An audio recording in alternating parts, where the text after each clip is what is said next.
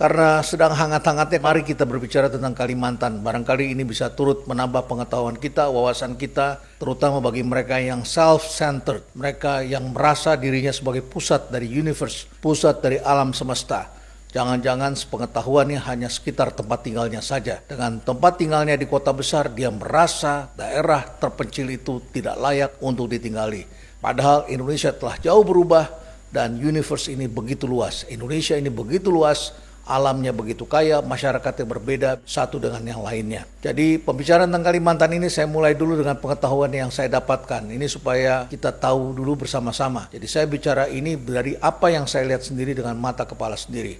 Kalimantan adalah pulau besar yang kota-kotanya paling sering saya kunjungi selama perjalanan karir saya. Karena saya adalah dosen terbang di Universitas Tanjung Pura di Pontianak selama lebih dari 10 tahun. Jadi saya mempunyai mahasiswa yang adalah rata-rata calon bupati atau bupati itu sendiri, anggota DPRD, polisi juga di sana, juga ada pengusaha, tokoh masyarakat, dan para akademisi di Pontianak. Saya kenal betul masyarakat di sana. Saya tahu masyarakatnya seperti apa. Kemudian saya juga pergi ke Kalimantan Tengah, ke Palangkaraya. Saya pernah ditugaskan untuk menjajaki andaikan bandara di Palangkaraya kemudian menjadi bandara ibu kota. Ada duga-duga pada waktu itu antara lain alternatifnya calon ibu kota adanya di Palangkaraya. Karena dulu Bung Karno pernah mendapatkan bantuan dari pemerintahan Rusia untuk mendesain kota itu. Dan kotanya memang tertata baik sekali. Bahkan ada seorang pengusaha yang telah melakukan spekulasi, membeli tanah cukup besar di daerah Palangkaraya untuk mendapatkan space sebelum menjadi ibu kota negara. Dan ternyata Presiden Jokowi memilih tempat yang lain. Kemudian bergeser sedikit dari Palangkaraya, kita pergi ke Pangkalan Bun, jalan sedikit sekitar 1-2 jam ke pedalaman, dan akhirnya saya bertemu dengan kawan-kawan di Kabupaten Lamandau. Kebetulan juga saya dipercaya dan diberikan gelar adat Dayak. Maaf, ini bukan flexing karena gelar saya bukan sultan, tetapi ini adalah sebuah nama pemberian dari sahabat-sahabat saya, orang-orang dari suku Dayak di Kabupaten Lamandau. Saya diberikan nama sebutan sebagai Mas Agung Jayo Pembuku Hati Palapang Dado.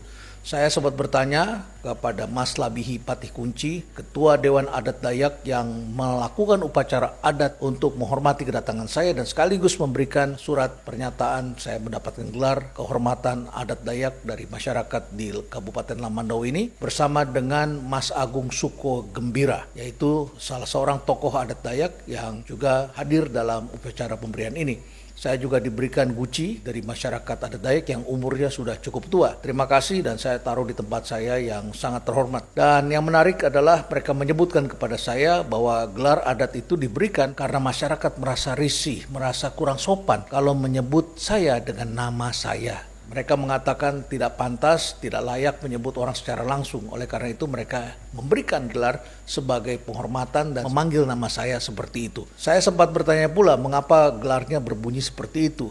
Dan mereka mengatakan kepada saya karena Pak Rinald sering memberikan pandangan-pandangan dan itu dianggapnya membuka hati. Ya, saya terima kasih atas kepercayaan dari masyarakat adat Dayak dan saya kenal masyarakat ini dan saya agak mengerti cara berpikir sahabat-sahabat saya yang tentu penuh dengan keindahan dan hidup bersahabat dengan alam. Dari Kalimantan Tengah kemudian saya juga sering pergi ke Kalimantan Selatan. Di sana memiliki toko pers 3 zaman yang luar biasa sekali yang sangat saya hormati. Dari Kalimantan Selatan kemudian saya juga sering berkunjung ke Kalimantan Timur bertemu dengan sahabat saya Pak Awang Faruk dan juga pada waktu itu adalah wali kota Balikpapan Saudara Rizal Effendi yang sering mengundang saya. Saya juga punya sahabat dari UI yang menjadi pengusaha di Balikpapan. Sahabat saya ini sering mengundang saya makan dan makanannya enak-enak, makan seafood di Kalimantan Timur itu luar biasa enaknya. Dan saya menyaksikan, merasakan betapa perjuangan sangat besar untuk membuat jalan tol yang menghubungkan dari Balikpapan sampai ke Samarinda. Dan saya kemudian juga berkunjung ke daerah-daerah pedalaman lainnya di Kalimantan Timur. Saya juga beberapa kali ke Kalimantan Utara dan bertemu dengan sahabat-sahabat saya di Kalimantan Utara. Jadi saya cukup mengenal Kalimantan ini. Nah, oleh karena itu maka kita perlu memikirkan beberapa hal tentang Kalimantan. Sekali lagi, jangan melihat Kalimantan secara self-centered. Seakan-akan diri Anda sendiri sebagai pusat dari tata surya ini. Dan orang-orang yang self-centered ini agak mendekati selfish akhirnya. Mereka mengatakan fokusnya ada pada saya. Ini agak mirip dalam peradaban ketika kita memasuki dunia yang disebut metaverse. Kalau Anda masuk ke metaverse, Anda diajak melihat dengan diri Anda sebagai pusatnya. Anda menggunakan VR, ya VR gear di depan mata Anda tutup telinga Anda, dan kemudian Anda berjalan dalam bentuk avatar, yaitu avatar diri Anda sendiri, dan Anda adalah pusatnya.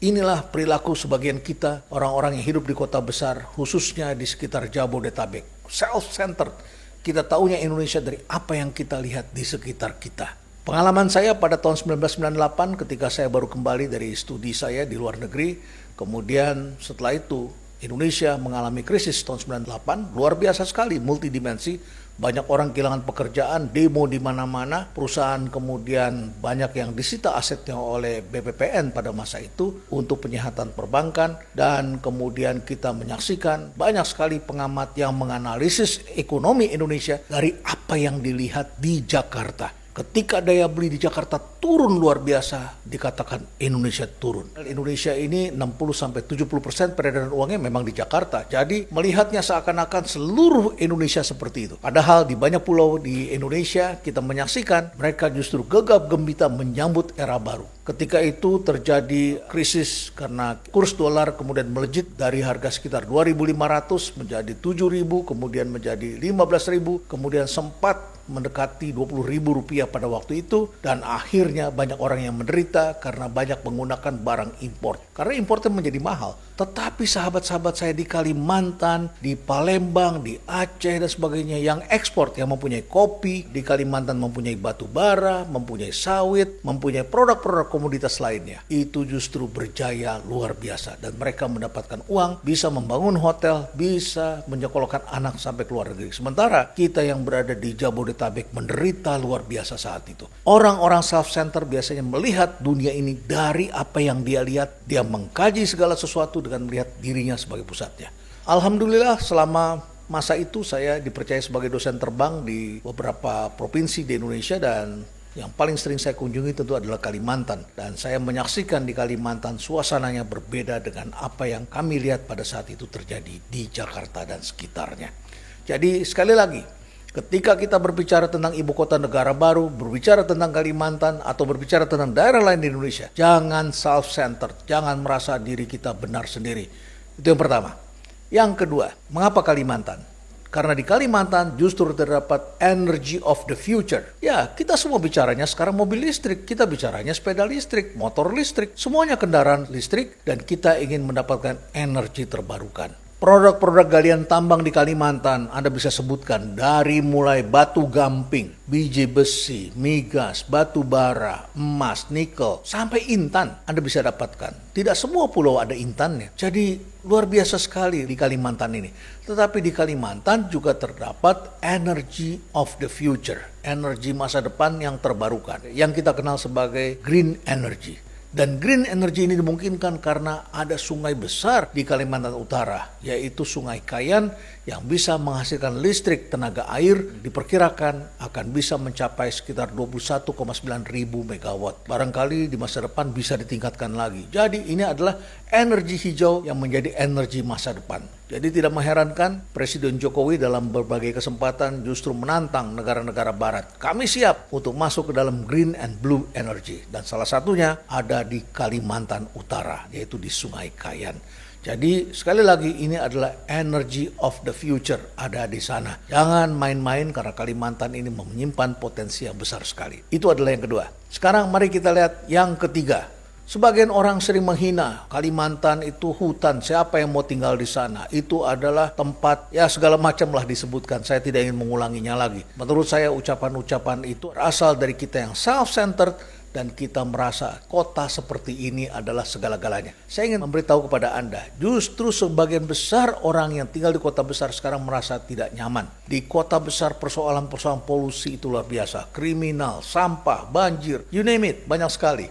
Tetapi sekarang justru masyarakat dunia melihat hal yang berbeda. Ketika sebagian manusia bercita-cita tinggal di metaverse, justru kita harus menjaga universe. Karena disitulah kita mendapatkan oksigen, kita mendapatkan kehidupan. Seperti apa universe yang harus dipelihara? Kota yang disebut sebagai forest city. Kota yang dilengkapi dengan pohon-pohon besar. Bukan pohon yang sekarang banyak ditanam orang kota. Pohon janda bolong, keladi-keladian, aglonema, dan sebagainya. Pohon yang kecil-kecil. Harus ditanam seperti itu karena tidak ada lahannya lagi. Kita menyaksikan justru di Kalimantan masih banyak pohon-pohon besar dan hutan itu adalah bagian dari kehidupan. Justru sekarang kita harus menjaga agar tidak terjadi deforestasi, kita harus menjaga agar hutan itu bersahabat dengan kita dan kita harus menjaganya. Jadi forest is the future, bukan the past. Sama seperti ketika kita melihat desa. Bagi sebagian orang yang mungkin dia bermimpi untuk tinggal di mega city, dia berpikir barangkali kota itu segala-galanya, dia melihat kota is the future dan desa is the past. Keliru, desa is the future. Forest is the future. Jadi bagi saudara-saudara yang mengata-ngatai hutan, mengata-ngatai tempat sebagai tempat terpencil, tempat yang tidak indah, Anda keliru. Justru Anda hidup dari oksigen dan oksigen itu dihasilkan dari pohon-pohon besar. Jadi forest is the future. Itu yang ketiga. Dan yang keempat adalah people. Jadi kita sudah bicara tentang energy of the future dan forest is the future dan kita bicara people. Tentang people ini dalam masyarakat, ini penting sekali kita pahami. Kita penting untuk memahami budaya di luar budaya ibu kita. Kita perlu memahami orang lain. Karena dengan berempati, kita bisa menjalankan semangat persaudaraan kita. Kita tidak menjadi self-centered. Kita memahami budaya orang lain, perasaan orang lain, bahasa orang lain. Tanpa orang lain, kita siapa? Kita menjadi nobody. Tetapi dengan adanya orang lain, hidup kita menjadi sangat bermakna. Di Kalimantan kita menemukan orang yang sangat rendah hati. Menurut saya sepanjang perjalanan saya orang yang sangat lembut itu antara lain ada di Kalimantan. Sebagai seorang dosen terbang di Kalimantan Barat saya diajarkan oleh kawan-kawan saya. Mereka mengatakan ada 3 suku besar di Kalimantan Barat. Yaitu orang Melayu, orang Dayak dan kemudian ada orang Tionghoa. Mereka mengatakan ini suku besar yang ada di Kalimantan Barat dan mereka sudah ada lebih dulu daripada para pendatang yang datang dari Pulau Jawa dan pulau-pulau di sekitarnya. Kemudian kita sudah tahu orang Dayak itu budayanya seperti apa, betapa mereka rendah hati, lembut. Mereka bukan orang-orang yang agresif, tetapi diamnya mereka itu jangan dianggap lemah. Mereka adalah orang yang sangat dekat dengan alam, yang menjaga alam, tahu bagaimana berjuang. Dan mereka adalah orang-orang yang jujur dan kemudian mereka juga orang yang sangat menghargai orang lain dan mereka siap juga berjuang kalau ada hal-hal yang tidak pantas yang mengancam kehidupan mereka. Nah, selain orang Dayak, ada orang Melayu. Saya tanya, apa bedanya Melayu di sini dengan Melayu di Sumatera? Mereka mengatakan pada saya, kalau di sini orang Melayu itu bisa saja dia dulunya orang Dayak atau orang Tionghoa, tapi menjadi orang Melayu karena mereka berbicara dengan dialek setempat dan beragama Muslim. Ini kata mereka. Jadi orang Melayu ini dekat dengan orang Dayak dan dekat dengan orang Tionghoa.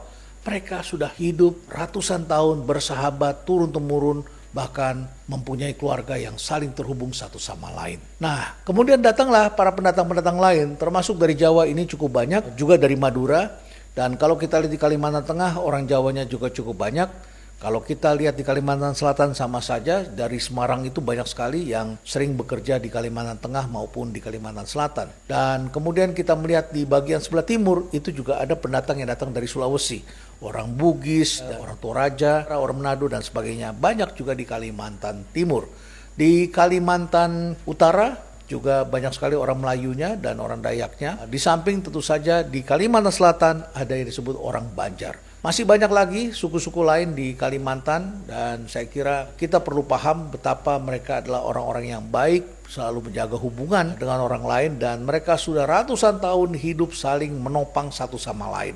Kalimantan juga menghasilkan tokoh-tokoh besar, tapi mereka tidak pernah menuntut. Saya masih ingat ketika almarhum Frans Seda sempat menitip kepada salah satu presiden kita ketika menyusun kabinet. Almarhum Frans Seda ketika melihat susunan kabinet yang disusun oleh presiden saat itu, dia mengatakan ini sudah bagus tetapi kurang menteri dari Indonesia Timur. Mendiang Frans Seda ini sangat menaruh perhatian pada tokoh-tokoh dari Indonesia Timur. Dan kita melihat orkestrasi Indonesia ini adalah orkestrasi perwakilan dari aneka suku di Indonesia. Selalu ada orang dari Acehnya, dari Bataknya, kemudian Minangnya ada, kemudian Melayu, Palembang, kemudian dari Jawa, Sunda, kemudian juga dari Bali, Papua, Makassar, itu selalu ada, ya, Manado selalu ada. Tetapi yang jarang memperjuangkan nasibnya itu jarang disebut orang Kalimantan. Jadi orang Kalimantan ini memang sangat rendah hati dan mereka tidak mempunyai ambisi yang berlebihan. Namun demikian, sepanjang sejarah kita menyaksikan toh pada masa-masa tertentu bintang bertaburan dari Kalimantan.